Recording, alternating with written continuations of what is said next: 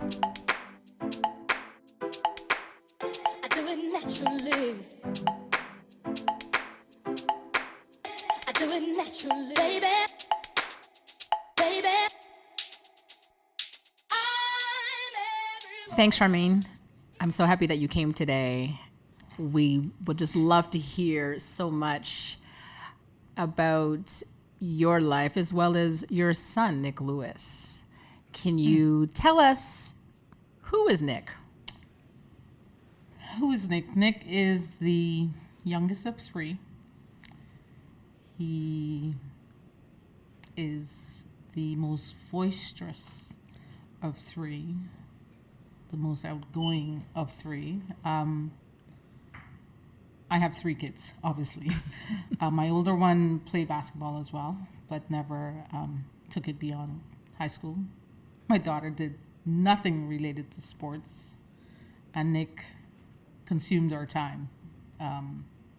Started playing when he was grade 1, so at 6, just elementary school. And his teacher at that time said, I think you should put him in house league. So we found a house league that was in the area. He started to play, and then you saw that, okay, this is a little bit more than house league. But the program he was in didn't offer a rep program.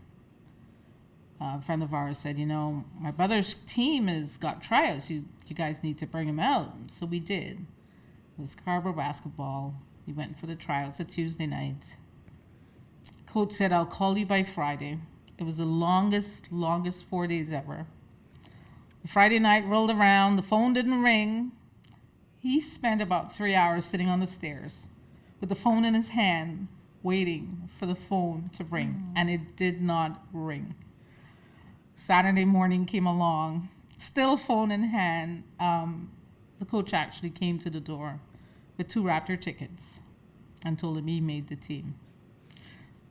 He shut the door, ran up and down the stairs, jumping, hallelujah, hallelujah, that he'd made the rep team. So that was 7 years old. So he's been playing basketball at a rep level since the age of 7. Played right away, with elementary school, you've got the junior team and intermediate teams. Pretty much just played the junior team like 1 year. We had teachers that moved around to make sure he stayed out of trouble, and was allowed to play basketball. Played intermediate ball at school, was playing rep ball. He stayed with the same team for 7, almost 8 years, playing rep ball. It's not what it is now. They didn't travel. They just played, provincial games leading up to your provincials.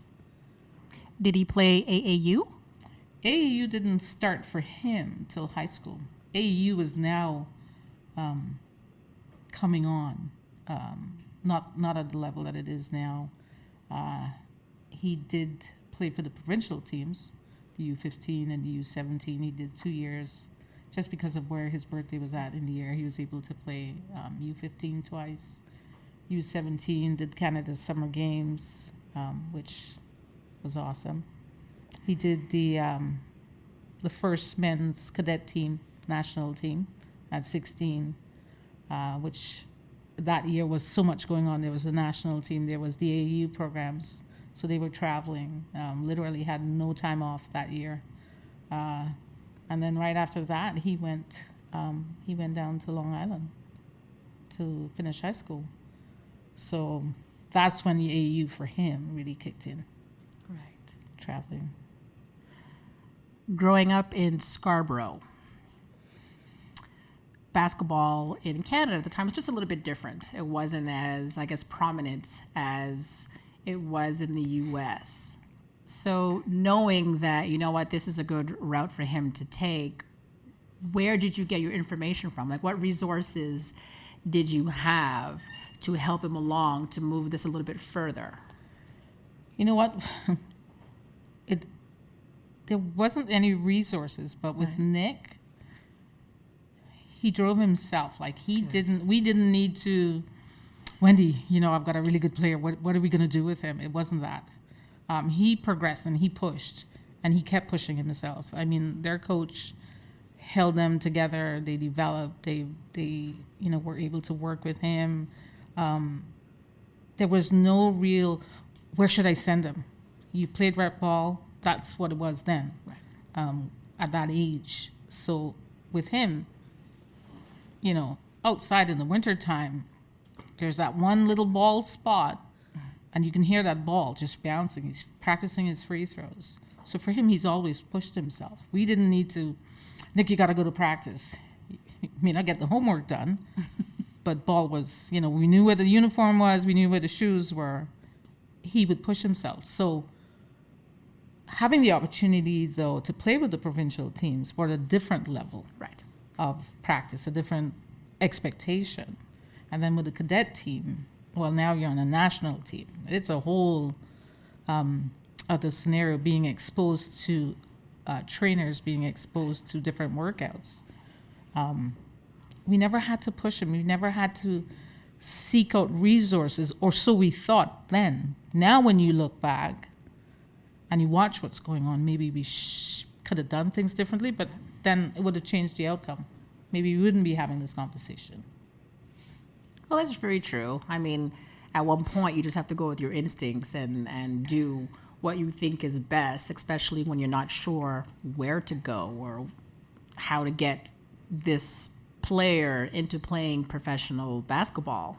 I think with him, the transition, you saw where, the rep ball, okay, fine, it's kind of saturated talent-wise for him. Right. How does he now continue to grow? Then he joined up with Team Takeover, which introduced the AAU program. Right. So they travel, and that was quite a team. The Anthony Bennett's, so many names there. So they would travel. It broke up his team because a lot of the players from his team, his rep team, went on to play AAU. And like I said, back then it wasn't as big as it is now. It's like if you don't go to AAU now, you're not playing ball. Yeah. So for Nick, joining Team Takeover took him to the U.S., the Peach Jam, every EYBL, all the tournaments. So there was a different exposure to see high school coaches. So with that came the transition to move to New York for high school. He didn't attend the prep program. He went to a private high school. Right. You see, all these programs back then were very important for our kids to get that visibility, and for scouts. We didn't have anything here really where scouts came to. So it was either you brought your son outside of Canada, or they just weren't seen as quickly as they could have been. Right. However, his journey was a little bit different because he didn't go from NCAA and then to the NBA, where a lot of NBA draft, I should say, like a lot of players did. Right. How did he get to play pro basketball? Like I said, Nick has always been really driven. He was focused. He knew what he wanted, where he wanted to go. As parents, you support that. He said, you know what? I want to go to the UK. Which was like, what? You want to go where? From a parent standpoint, it's one thing for your child to go down to the US. You're a bus right away. You're talking going to the UK that he's never been. His grandparents are there, but he doesn't know them.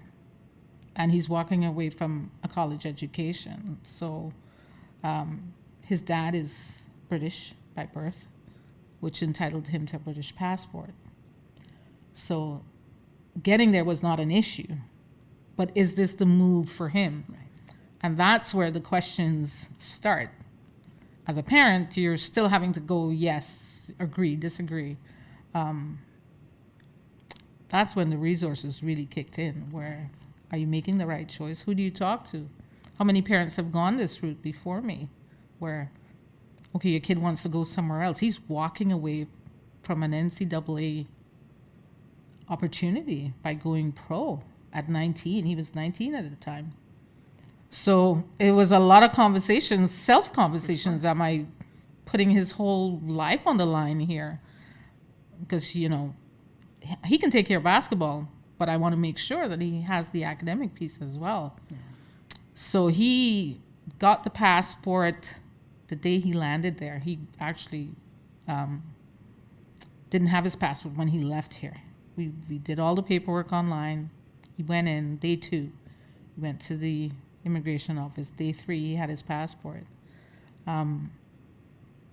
He walked into a very family-oriented team. Although professional, the owners, knowing his age, were very accommodating to that growth. But still, as a family, I mean, my phone has never been off. Yeah.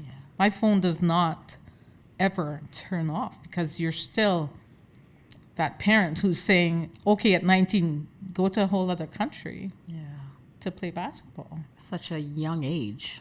Yeah. It's very young because he's practically raising himself at that point, and it's so far. Well, I mean, when you look at basketball now and you look at this prep school, I mean, you hear that every second word now in basketball. Yes. To let your kid go even to the U.S. Yes, he's close to home still, but, it's the what ifs. He went to New York. He had to do 2 weeks of going from Brooklyn to Long Island by train at 5 o'clock in the morning. And if you've ever been to New York and ever walked Brooklyn at night, you worry. But yes, you're absolutely right. At 19, you think you know, but you don't. You don't know everything. So, well, at that age, you're untouchable. Invincible. Yeah. Of course, you can do anything. No one's going to bother me. No one's going to touch me. But at the same time, they don't really look at the aspect of life and really growing up. But they just want to be ball players, and that's it. That's all. Well, it was an education. Yeah. First it was when he went down to Long Island. Okay, core requirements. Try and read that. It's like, okay, as a parent, and this is the difference now with, you see with a lot of parents, they will rely on someone else. I will look, and if I don't understand, I'll ask, and you find a lot of parents now don't. If you ask some kids now, what's your GPA? They don't even know what a GPA is. So, I mean, the overall process to explore all the options that were available to Nick, having the option of a UK passport, a British passport. Now, okay, I'm saying we had bought his ticket. He didn't even know. We needed to make sure as a family that he wanted to, Mom, are you letting me go? Mom, are you letting me go? The ticket was bought, and we never said. Because what if he changes his mind before the summer's out? Yeah. Right? And he stood his ground. Basketball never came in to the discussion. It was family issues of, is he going to be okay? So now he plays in the BBL. What is his life like now playing overseas? I think his first year was rough. You're exciting and rough all at the same time because you're 19. Your friends aren't around. You can't pop over to someone's house if you are homesick. So he and I talked. Like I said, my phone's never off. He was put in an environment where he's well taken care of, but you have no one around you that you know. Grandparents that you don't know are close by, but as good as strangers as well. So again, having spent time on his own, going down to New York, but then you have your school friends. Now, this was a whole other game, but the team was very inviting. They made him very comfortable, I think, as best as they could. But, when you're home at night and the clocks are different, that's when the phone kicks in. Back then it was a BlackBerry, so you get 15 pings. Mom, mom, mom, because you talk. So we talked. His brother would talk to him. I would talk to him. It's a lot of conversations. I remember when my son went to Turkey, it was the same situation. He's like, and we were saying when the clock's different, it's so true because when he wants to talk, I'm sleeping. When I want to talk to him, he's sleeping. And there was always that fear with your son or your daughter, right, playing in a completely different country where they don't know the language, they don't know anybody, they don't know who to trust, not to trust, you know what I mean? And it's scary, but it takes a while to readjust. Mm-hmm. So I understand where you're coming from as a mom when you hear your son call you from who knows how many thousands of miles away, and there's really nothing you can do but to try to offer some sort of comfort on the phone. As simple as getting lost. I've never been to the UK, but thank God for Google, right? You look up everything. Okay, fine, you're here, and this is where you need to be. But the basketball piece it was never an issue with Nick. He was disciplined enough where I didn't need to worry that he was going to be not performing as he should to survive everything, ball and life. Do you think becoming a pro athlete changed his life? It changed all our lives. It's not just him. As a family, you adjust to, when the phone rings, your heart's in your mouth. Okay, fine. And then you hear him. Okay, fine, he's fine. Right? You're suddenly down by one person. So that's the emotional side of it. When you go pro, and there's so much politics with basketball, whether we acknowledge it or not, you're suddenly the youngest on the team. You're playing men that are almost 40. You've gone from, without that college experience of playing with your peers, to playing against adults that they don't care. If you're the young kid and you want to come out here, then you're going to face the consequences like anybody else. Right. So it's different. The first time you get body checked by a 40-year-old is, okay, am I ready for this? Right? So it matures you a lot faster than I think college by going pro, because you never know. You can get cut at a heartbeat. There's drug testing. There's so many things that at 19, are these the things you're thinking about when you say, I want to go pro? So it's they don't know what comes with it. They don't really understand the whole back end of it. It's so important. Contract negotiations. What do you know about a contract at 19? We didn't have an agent. Nick never had an agent till maybe year 3. So when you see a contract from another country, okay, I know what a contract means here. What does it mean for him there? So there was a lot of things to negotiate for him when he sits down in a meeting with an owner. Okay, what are you getting out of this? And is this for you? Have you crossed your T's and dotted your I's? So who managed him then? Us, him.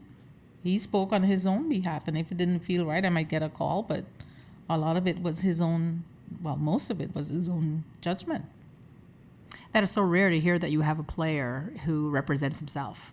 Usually they have this agent behind them, and here it is. You see, I've personally now learned something new. I've never really heard of a player that did everything on his or her own from the start.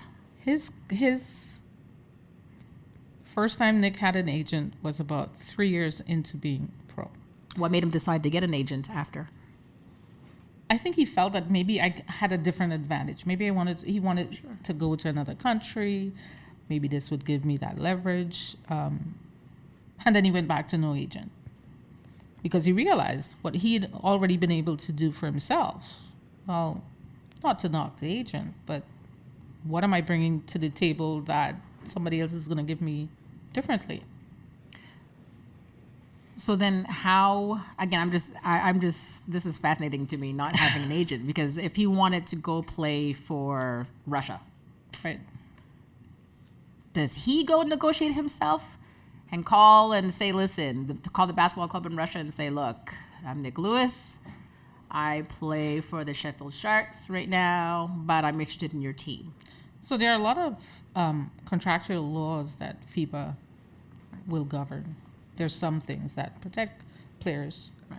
Of course, a contract is always in the favor of the person that has written it. So, most people, okay, my money's good, okay, great. My accommodation's great. But there are little things that you don't read that are about this big that I think, I know him and I had to go over it. And if it didn't feel right to me, I'll say, hey, when you go back to that meeting, before you sign, make sure that you're happy, because you're now in a whole other country. The benefit for him being in the UK was that British passport, so you're a citizen. What if you're not? What if you're an import? So not having an agent was an education in itself. You had to really read. You didn't get to look at the things that were, bigger font than the other. You had to really read. Why did Nick decide to forego college and go right to the UK to play pro ball? In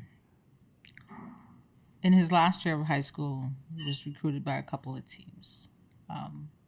He did commit to a junior college in Texas, signed the contract. Within days, said, you know what, I think I don't want to do this. And my heart hit the ground. It came back up. What? You what? And he stood his ground. This is not what he wants to do. He wants to explore his options of going to the UK. We had no clue. And I'm telling you, that's as simple as I can put it. We had no clue. I called a friend who turned out to be his agent in year 3, but not so much asking him as an agent, but this is what Nick wants to do. How can we do this? Gave me a name of a coach. In fact, gave me 2 names. I reached out to one being the Sheffield coach, another coach in Glasgow. And when I realized, well, okay, they're not too hard to find if you really look. And I think I had emailed and messaged and called every coach in the BBL at some point, either by email or by phone. Because all Nick knew was he's going to the UK. I don't care how or what or why, but I'm going. The UK doesn't offer, or at that time didn't offer, scholarships. So the big family conversation was, you're walking away from a huge opportunity by not attending school in the US or coming back here. For me, I just wanted the school piece. Basketball was great, but when basketball ends, then what? So the sticking point was, how do we find a match where the basketball is covered and school? Sheffield was the only place that offered what they call a partnership with the local university. And again, lots of conversations about that. Nick passing up the opportunity to go to college. How much did the passport work into, is it going to make a difference? Because then are we paying for university? I didn't have that. You're talking pounds. You're not talking American dollars. You're talking pounds. I had no idea what it would cost for university. Does it affect his eligibility if, year 1 he decides, well, he's not coming back? Because once you go pro, there's no going back to college. That's the end of that. And it would change his dream altogether. So the Sheffield coach said, you know what? When he gets over here, have him reach out to me. Glasgow had offered to have him come there, but they couldn't offer the school piece as a full ride. It would be partial, so we would have to pay. Accommodations, everybody offered accommodations. Meals would be housed. It could be in an apartment sharing with one other person, or a house sharing with other players. They would get an allowance for meals. They would contract, salary. You get a salary. So different teams offer different things because different teams have different money. Some teams have more money than others. And that's what I found out going in. But Sheffield was the only one that offered the university piece. And they were willing to take on this 19-year-old kid who had never played pro. So that's pretty much how he ended up walking away from that college opportunity. But the Sheffield coach is American. So he understood the opportunity that Nick was walking away from. So for the first year, He never signed a pro contract. They allowed him to play. He started university that first year. So he played for the university team. That was the buy-in. He played for the university team and he was playing pro, but he never received a salary. His accommodations were covered, his meals were covered, but no money. So it never interrupted his opportunity to come back. If he decided at that point, well, after year one, I want to go back and try the NCAA. So for the first year, officially was not a pro player, but it was double the work. University practices, pro practices, university games, pro games. It was a tough first year. That's what he wanted to do, and he stuck it out for that first year. You know, it seems like his road is a little unconventional, way Absolutely. different from a lot of other stories that I hear from other mothers or families and players. He's been with BBL for quite some time now. Do you think maybe in his future he would like to perhaps play for a different organization?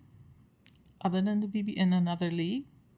I don't know. I think he's comfortable, but you never know what opportunities come your way. Nick is very solid in his decisions. He knows, because you know what, he's going to walk the road no matter what choices come along. He may say, you know, Mom, what's this, what's that? But at the end of the day, he's going to have to be the one living with this choice. So I don't know. I think he's pretty comfortable with Sheffield, having been there before. And he knows, and the BBL changes. There are a lot of people that come and go and change teams. He's played for the under-20 national team in the UK as well. So he's had the opportunity to play for two countries. And at 20, you know, in 2 weeks, they did like 4 countries just prepping for the FIBA games. So it's been an opportunity. And that was year 2. So it's been quite the opportunity for him being in the UK. Nick took some time off of playing pro basketball, and he started his organization, Make It Work. Tell me a bit about that. So he came home and he wanted to start his own business. And knowing what life was like for him, I mean, we were never paycheck to paycheck. We never had that kind of life where, you know, you were blessed with all the riches of life. It was tough. So with his platform now, he's giving back to the younger kids. He took that time and he really started, you know, he laid that foundation work. He's got some really good people, some of them out of the UK on board. But he's pushed himself, like really pushed himself to mentor to the younger kids. He's got, you know, if you've obviously read about it, he's got pro players in other countries like the US and the UK here that will work with the younger kids, you know, training, workouts, whatever. So it's just his way of giving back to the younger ones. Do you ever watch Nick's interviews on TV or listen to them on radio shows or podcasts? Yes, absolutely.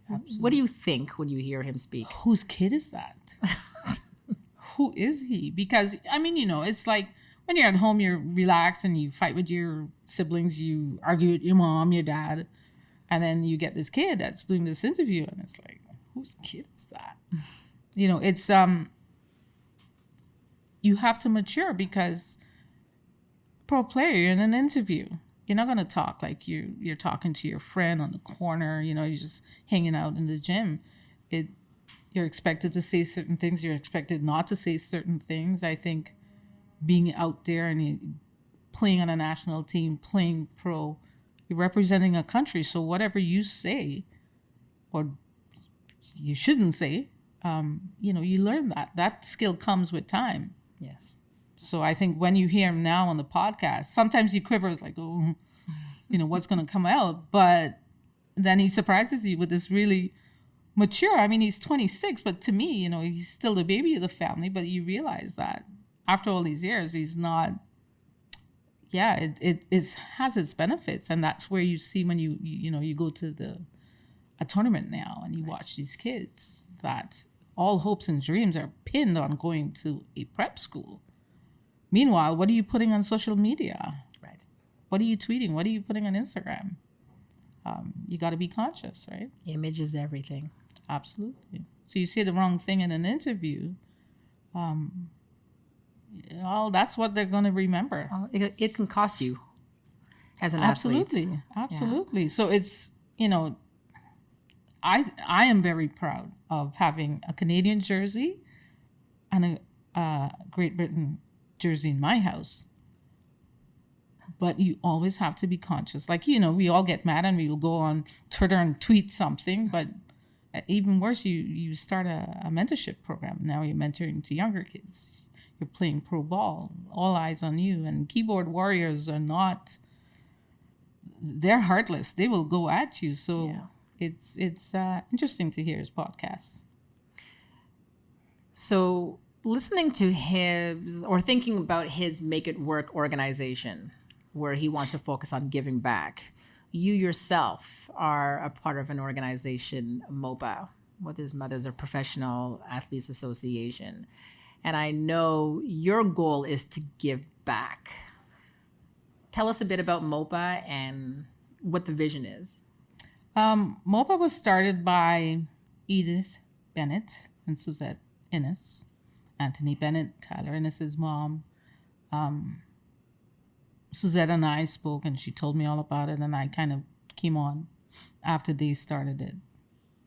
The landscape of basketball now has changed so much from when our boys were, say, 10 years old, that you realize that their parents that really and truly are in the dark.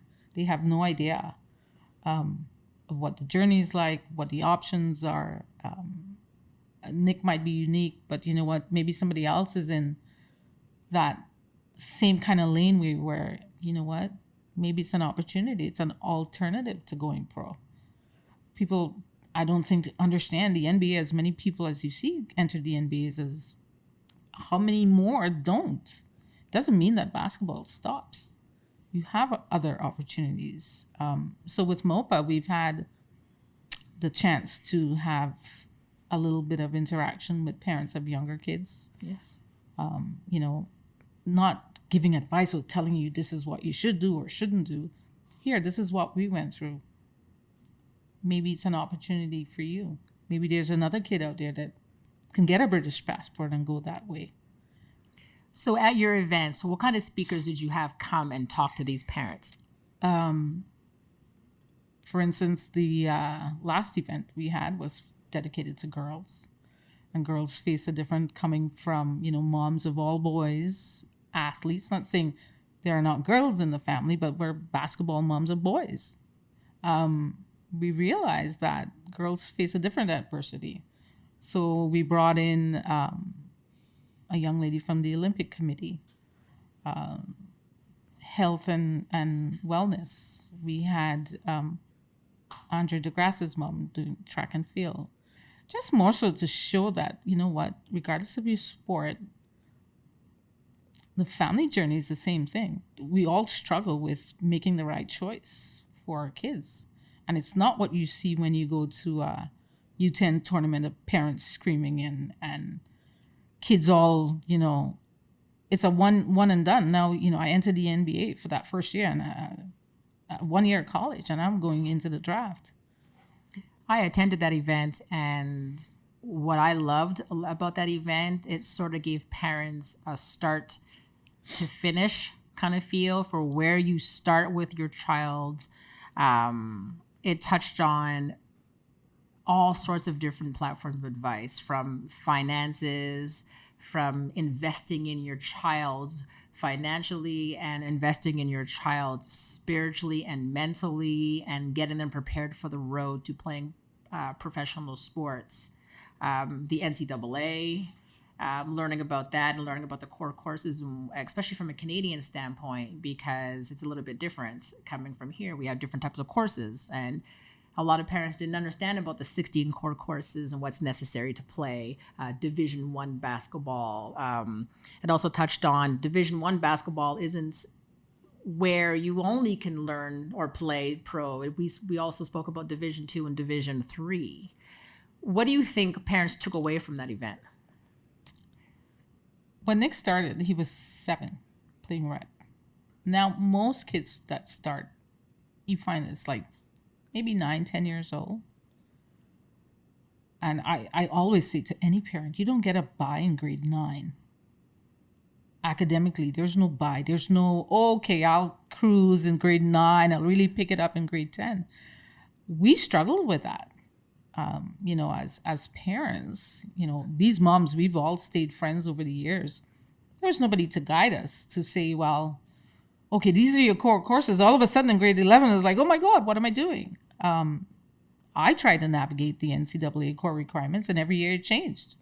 And if you didn't know where to look, well, who's there to tell you? So the intent with having someone come in and talk about NCAA compliance and to have a grade 7 in the room or a parent of a grade 7 is just to say, hey, get your ducks in a row, because we realize the things we didn't have, we can now say to someone else, hey, these are the things, the basic things that you need to be aware of. And every child is different. Every athlete's going to be different, no matter what the sport is. But the basic things that will get you on your way starts at like about grade 7. If your kid is a superstar player and failing academically, well, guess what? You're on the corner playing ball in the outdoor hoops. At what age do you think that a parent should start investing in this with their child? If they know that their child wants to be a pro athlete, at what age would you suggest that a parent starts looking into it with their child? I think grade 7 is a good start. If your kid is developing it even at a younger age. It's either that passion is there and you can see it. But that age group, because there's still things, mechanics of basketball that you don't fully understand. A coach, you're still coachable at that age. Grade 8, okay, well, you better be ready for grade 9, because now every academic course that you take, suddenly in grade 9, you've got to be ready when you graduate. It's no longer, well, maybe I'll take all applied and I'll get 90. No, that's not how it works. Because a lot of times parents don't think about that. By the time they do, consequences are huge. Too late. Yep. I remember with my son, when we learned about these core courses, we discovered that he had 0. And it was more like, well, you're going to have to start over. So he had to go to school year round for like 3 years just to make up for those core courses. And this, I wish I had known earlier, because then I would have looked into these courses or made sure that he was taking the proper academic courses so that he could move forward a little quicker. Right. And that wasn't there. So I think it's good when parents ask these questions or ask the right questions. And I think forums like what you do are good because it gives these parents at least a little insight to know. Well, bringing in the NCAA compliance, the financial piece. Sometimes you can't ask the right question because you don't know. Yeah. Right? But if someone was to present a scenario to you, you suddenly go, Right? So the NCAA compliance, financial. I mean, trust me when I say that as a family, we've made huge mistakes that when you look back now, you see. But the NCAA compliance, the financial piece, the health and wellness, recovery, injury recovery. If somebody gets injured, it doesn't mean that they're no longer going to play basketball. Emotionally, it's a situation by itself. And how do you nurse that along to continue playing? Now that Nick is in his prime, what do you think are his goals for this season? Prime at 26. Well, he's having a really, really great season so far. It's I think there are times when he's taken the team on his back, win or lose. You can tell he's a man with a mission when he gets on that court. His game has changed. You see it. He has matured. He goes out there and I don't care. I'm doing this. His decisions, like his basketball IQ has always been there. You could see it as a kid, but now it's on a different level. He's calm. He knows what he wants to do. He goes out there. I'm going to play ball. Distractions are out the door. It's like his mind is just, it's at an even keel. So he's able to go out there, you look, and the games are online this year. BBL goes through different phases of how you access their games. This year they've partnered up with YouTube, so you can actually see the games live. So we're able to see the games, and you can see that his game has matured. It's turned a corner in his decision making. So pretty much he's evolved from high school up until now. What I find is so amazing is that he's made his own decisions through and through. So he's sort of developed himself, his mind, and said, this is what I'm going to do, and this is where I want to be, and this is how I want to play. He's always been that kid, on or off the court. When he was younger, maybe a little annoying in that sense because he's stubborn, but it has paid off on a pro level where he can't be swayed into doing something he doesn't want to do, or if he feels that it's not right. Like we were talking earlier about the contracts. If it doesn't feel right, he'll let you know. And you need that. You need to be confident in what you're walking into. And I think he's just taken it to his game. At 19 playing with Sheffield versus, yes, he was a good player then. He's just better now. More mature on the court. You mentioned the BBL. Tell us, what is the BBL? British Basketball League. They have different leagues, but the BBL is the top of the league. If you can't say we'll compare it to the NBA, but if you wanted to, it would be the NBA of the UK. They're individually owned teams, be it one person or people that have invested money.